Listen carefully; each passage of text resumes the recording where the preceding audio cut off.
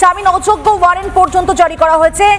জামিন অযোগ্য ওয়ারেন্টের তালিকা রয়েছে 4000 নাম। এই মুহূর্তে সব থেকে গুরুত্বপূর্ণ বলতে পারো খবর, নন অ্যাভেলেবল ওয়ারেন্ট তালিকায় ইতিমধ্যেই 4000 জনের নাম সামনে এসেছে।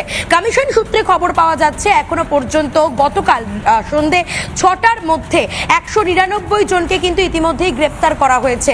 শুধুমাত্র তাই নয়, এই 4000 জনের নাম যে তালিকা প্রকাশ করা হয়েছে সেখানে বলা হচ্ছে কমিশনের তরফে তারা যদি নিজে না গিয়ে আত্মসমর্পণ করেন থানায়, সেক্ষেত্রে পুলিশ কিন্তু তাদের বাড়ি গিয়ে তাদেরকে তুলে আনবে। ভোটের মুখে আর মাত্র যেখানে বিধানসভা নির্বাচনের প্রথম দফা নির্বাচনের একদিন বাকি, তার আগেই কিন্তু এই জামিন অযোগ্য তালিকা প্রকাশ করা হলো, নন অ্যাভেলেবল ওয়ারেন্ট তালিকা প্রকাশ করা হয়েছে, যেখানে 4000 জনের নাম প্রকাশ হয়েছে, যার মধ্যে এখনো পর্যন্ত 199 জনকে গতকাল সন্ধ্যে 6টার মধ্যে গ্রেপ্তার করা হয়েছে।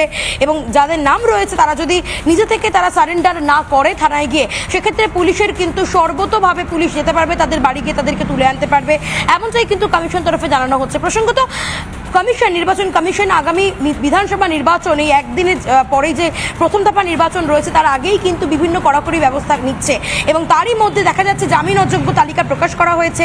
সেখানে 4000 জনের নাম, অর্থাৎ দাগিদের নাম প্রকাশ করা হয়েছে, 4000 জনের নাম। সেখান থেকে আমরা দেখতে পাচ্ছি 199 জনকে ইতিমধ্যে গ্রেপ্তার করা হয়েছে।